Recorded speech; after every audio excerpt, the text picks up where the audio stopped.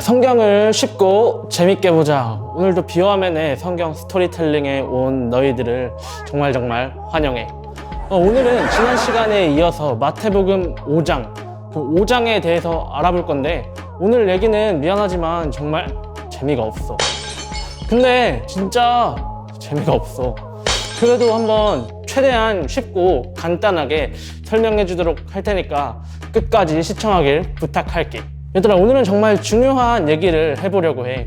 오늘 우리가 살펴볼 내용은 산에서 듣는 예수님의 설교야. 이거를 좀 어려운 말로 산상수훈이라고도 하지. 지난 시간에 이어서 생각해보자면 많은 무리들이 예수님을 보려고, 예수님께 치유를 받으려고, 예수님께 기도해달라고 이렇게 따라왔다고 했지. 예수님의 능력을 보고 예수님을 그렇게 많이 따라온 거잖아. 아마도 그래서 예수님께서는 이렇게 많은 무리들을 가르치기 위해서 산에 갔던 게 아닐까 싶어. 특히 그리고 이 마태라는 사람이 자신이 쓴 글에서 이 산이라는 장소를 아주 특별하게 생각하는 사람이었다 보니까 산에서 예수님이 설교를 하시는 그 장면을 더욱더 특별하고 스페셜하게 나타내기 위해서 활용한 게 아닐까 생각이 들기도 해. 지난 시간에는 좀 속도감 있고 재미있게 얘기를 풀어냈다면 오늘은 좀 더 교훈적이고 배움이 될 수 있는 내용들을 위주로 설명해 주도록 할게. 그럼 지금부터 시작하자. 예수님은 첫 번째로 이제 복 있는 사람들에 대해 설명을 해주셨어. 여기서 복 있는 사람이 무엇이냐? 그냥 로또를 딱 맞아서 아싸 개이득하고 가는 것이 아니라 바로 천국을 선물로 받은 자들이라는 거지. 복이 있는 자들에 관한 설명은 팔복이라고도 불려. 그럼 천국을 선물로 받은 사람들은 어떤 사람들인지 지금부터 살펴보자. 내가 몇 번째인지는 되도록 설명 안 하고 웬만하면 이렇게 자막으로 설명해 주도록 할게. 자, 가난과 천국이 무슨 상관이 있나 싶겠지만 2000년 전 이스라엘 사람들에게 가난함과 하나님 앞에 나아가는 것을 이렇게 연관 짓는 것은 매우 보편적인 생각이었다고 해. 자, 물질적으로 가난하면 심령도 가난해지고, 그렇게 이렇게 가난한 자가 하나님 앞에 나아간다면 자신의 이 모든 상황을 하나님 앞에 온전히 맡겨 드릴 수가 있다는 거지. 다시 말해서 이 가난이라는 상황이, 이 마음이 힘든 이 상황이 하나님 앞에 나아가 전심으로 모든 것을 맡길 수 있는 상황을 의미하는 거야. 아니, 대체 슬픈 것은 또 천국 가는 거랑 무슨 관련이 있는지 싶을 건데, 물론 이 자체만으로 하나님께 복을 받는 것이 아니라 이런 힘든 상황 속에서 하나님 앞에 나아올 것이라는 전제가 깔려 있기는 해. 만약 내가 진짜 너무 슬퍼가지고 눈물이 멈추지 않아. 근데 우리가 슬프고 이렇게 눈물이 날 때 우리 누구를 찾아가지? 누군가한테 말하고 싶고 위로받고 싶은데 눈물이 멈추지 않을 때 이렇게 누구를 찾아가지?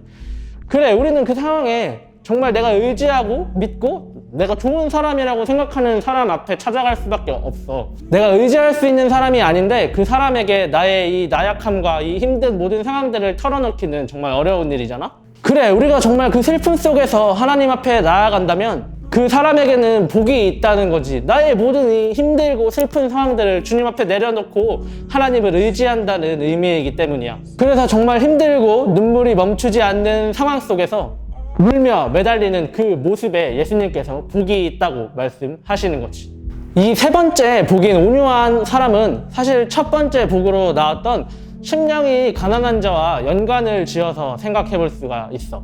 이 당시 시대 상황에서 이스라엘 사람들은 로마의 식민지 지배를 받고 있었던 상황이거든. 때문에 이런 암울한 상황 속에서 내가 옳다, 네가 옳다 이렇게 다투면서 나의 생각을 내세우기보다 정말 겸허한 자세로 하나님의 뜻을 기다리는 그 자세가 예수님께서는 복이 있는 사람이다 라고 말씀하시고 있는 거야.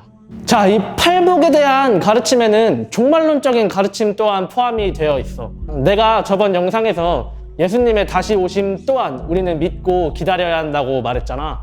온유한 자로 식민지로서의 탄압과 압제에도 흔들리지 않고 마지막 날에 성취될 그 하나님의 의를 기다리는 사람이 복을 허락받은 사람이라는 거지. 여기서 말하는 자비한 사람이란 가난한 사람들에게 나의 쓸 것을 내어주고 그들을 도와주는 사람들을 말해. 당시 이스라엘 사람들에게 가치관에서 가난한 사람들을 도와주고 그들에게 손을 내미는 것은 윤리적으로 매우 강조되는 일 중에 하나였어. 그러나 우리가 앞에서 봤듯이 예수님께 나오는 자들도 심령이 가난하고 아프고 많이 다친 자들이었어. 부자들조차도 힘든 사람들에게 자비를 베푸지 못하는 와중에 그리스도인이, 나도 정말 힘들어서 세상을 살아가기 힘든 그리스도인들이 가난한 자에게 자비를 베풀고 그들에게 손을 내밀어 준다면 그들에게는 천국이 허락되었다는 거지. 더 힘든 사람들에게 자비를 베푸는 것이야말로 복을 받은 사람이라는 거지. 마음이 깨끗한 사람이라는 말은 그 말 자체로 우리가 어느 정도 추측을 해볼 수 있을 것 같아. 바로 하나님을 향한 이 중심이 잡힌 사람이라는 거지. 외모가 아닌 중심을 보시는 하나님이라고들 우리 많이 들어봤잖아. 하나님을 따르겠다고 내가 주님의 십자가와 함께 하겠습니다 라고 말을 하는 사람들은 정말 많지만 정말 나의 중심이 하나님을 바라보고 하나님께 다가가 있는 사람은 정녕 얼마나 되냐는 거지. 마음이 깨끗한 사람은 하나님을 볼 수 있다고 말하고 있는데 여기에는 종말론적인 의미도 함께 포함이 되어 있어. 그리고 또 이 당시엔 이 폭력을 통해서 평화를 되찾고 싶어하는 사람들이 있었다고 해. 그 사람들을 소위 말해 열심당원이라고도 해. 그러나 하나님 나라의 평화는 그런 폭력과 싸움과는 거리가 멀다는 걸 너희들도 아주 잘 알고 있을 거야. 그러나 억압과 압제 속에서 그들은 어떤 수를 쓰더라도 정말 평화를, 우리 나라를 다시 되찾고 싶은 생각이 가득했을 거야. 그러나 하나님 나라의 평화는 인간의 노력으로 이룰 수 있는 것이 아니야. 잠잠히 하나님의 일을 기다리고 소망하는 것이 진정한 하나님 나라의 평화를 이루는 것이라는 거지. 원수조차 사랑하라는 말 잘 알고 있지? 폭력이 아닌 사랑을 통해 이루는 평화가 바로 하나님의 평화라는 거지. 자, 이제 정말 마지막으로 의를 위하여, 앞에서 우리가 살펴봤던 그 7가지의 복을 누리며 살아가다가 박해를 받은 사람은 복이 있다고 말하고 있어. 이 시대 당시에 기독교는 매우 많은 박해를 받고 예배조차 맘대로 드리지 못했어. 그러니 당시 시대 상황이 반영됐다고도 볼 수 있을 것 같아. 그리스도인이라면 어느 곳에서나 복음을 전할 수 있는 사람이어야 해. 그러나 그게 정말 쉽지 않은 일임을 나도 너무 잘 알고 있고, 그러지 못한 나의 모습을 반성하며 돌아보며 살아가게 되는데, 지금처럼 이렇게 코로나 사태를 겪으면서 교회들이 무너지고 배척돼가는 모습들을 너희도 많이 보고 있을 거야. 천국을 선물로 받은 사람은 언제나 박해를 받더라도 하나님 나라를 전할 수 있는 사람이어야 된다고 성경에서 말하고 있는 걸 우리는 볼 수 있어. 이것을 전해야만 천국에 가는 것이 아니라 우리가 이미 천국을 선물로 받은 사람이기 때문에 우리가 하나님 나라의 복음을 선포할 수 있는 사람들이라는 거지. 천국에 들어간 사람이기에 박해 또한 기쁨으로 견딜 수 있다는 것이지. 이렇게 해서 천국을 선물로 받은 사람은 어떤 사람인지, 또 우리가 어떻게 살아가야 하는지에 대해서 알아봤어. 이해는 가지만 정말 어려운 것 같아, 이렇게 사는 게.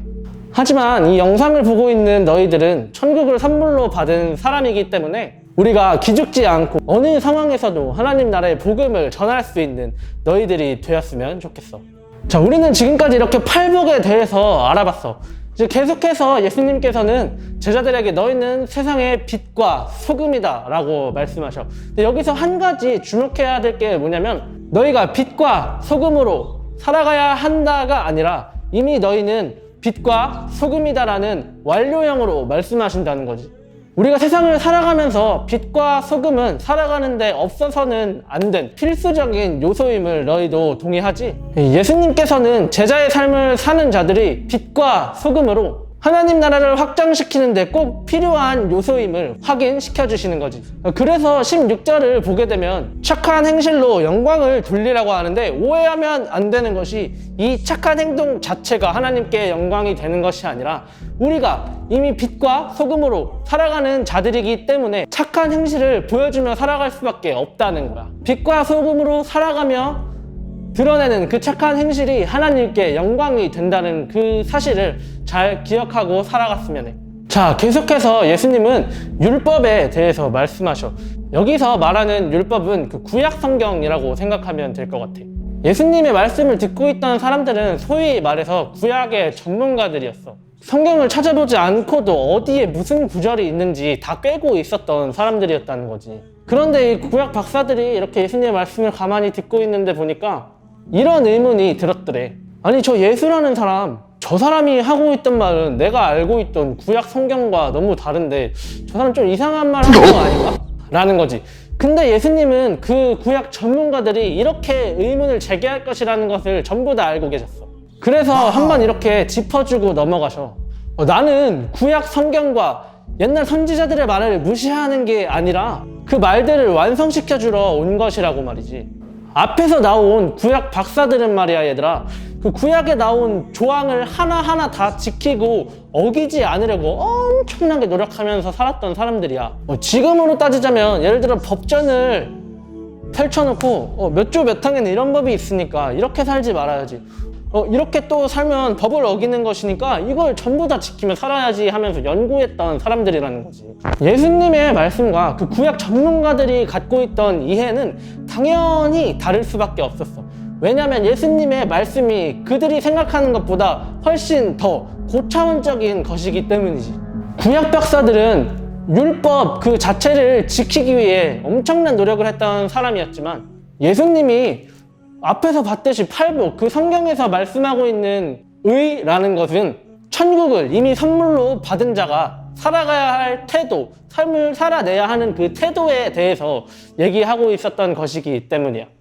율법을 내 행동만으로 지키는 것이 다가 아니다라고 말씀하신 예수님께서는 그 삶의 적용에 대해 어떻게 우리가 살아가야 하는지 실질적으로 설명해 주셔. 여기서부터는 간략하게 설명하고 정말 자세한 내용은 우리가 다른 에피소드를 통해서 알려주도록 할게. 첫째로는 분노에 대한 교훈이야. 내가 진짜 누구에게 화를 내거나 분노를 이렇게 표출해내는 것만이 죄가 아니라 그 사람에게 나쁜 마음을 먹고 안 좋은 일을 행할 생각조차 한 것이 그 마음가짐 자체가 죄가 된다고 말씀하고 계셔. 우리가 누구한테 라고 하는 것조차 이미 율법을 지키지 못한 것과 마찬가지라는 거지. 자, 이제 둘째로는 음욕과 간음에 대해 말씀하셔. 너가 진짜 바람을 피거나 다른 사람과 그런 행동을 해야만 간음의 죄를 진 것이 아니라 그런 마음을 품기만 해도 너는 이미 간음한 것과 다름이 없다고 말씀하시는 거야. 자, 예를 들어서 지나가는 이성을 보고 저 사람 쩌는데 라고 생각을 하는 것조차도 음욕을 품는 것과 다름이 없다는 말이지. 이혼에 대한 설명도 나오는데 이거는 너희가 읽어보면 무슨 말인지 이해할 수 있을 것 같아. 자, 셋째로는 맹세에 대해 가르쳐 주죠. 우리가 가끔 친구들이랑 얘기할 때 야, 내가 진짜 레알 이거 걸고 맹세할게, 이거 걸고 너한테 약속할게, 이런 말들 많이 하잖아. 그런데 예수님께서는 이런 맹세들을 할 때 맹세를 아무렇게나 막 하지 말고 또 땅을 걸고 하늘을 걸고 맹세하지 말라고 하셔. 왜냐하면 하늘은 하나님이 거하시는 곳이고 이 땅은 하나님의 발판이 되는 그런 곳이기 때문인 거지. 또 예루살렘은 당시 배경이 이스라엘이었으니까 아마 사람들이 그런 맹세를 자주 했던 것 같아. 그리고 또한 우리의 이 몸조차도 걸지 말라고 하셔. 왜냐면 내가 내 몸의 주인인 듯 하지만 나는 나의 몸을 맘대로 할 수 있는 것이 하나도 없고 우리의 몸의 실질적인 주인은 하나님이시기 때문인 거지. 때문에 우리가 어떤 말을 할 때 내가 이거 걸고 맹세하는데, 내가 이거 걸고 너한테 말하는데 라고 하는 것이 아니라 yes or no, 이 두 가지의 대답으로만 대답하라고 말씀하시는 거야. 그 다음으로는 이제 보복하지 말고 원수를 사랑하라고 하시는데, 이거에 대해서는 너희들이 정말로 많이 들어봤을 것 같아서 굳이 짚어보지 않고 넘어가도록 할게. 우리는 오늘 마태복음 5장에 대해서 알아봤어. 좀 쉽고 빨리 넘어가려고 했는데 얘기가 너무 길어졌지? 다음부터는 다시 쉽고 속도감 있고 즐겁게 너희들과 성경을 얘기해보도록 할게. 오늘도 성경을 쉽고 재밌게 보는 이 비어맨과 함께하는 성경 스토리텔링 즐거웠니? 다음 시간에도 계속해서 6장과 7장에 나오는 예수님의 산상수훈에 대해서 얘기해 볼 건데 좀 더 유익하고 즐거운 내용으로 돌아오도록 할게. 그럼 바이바이.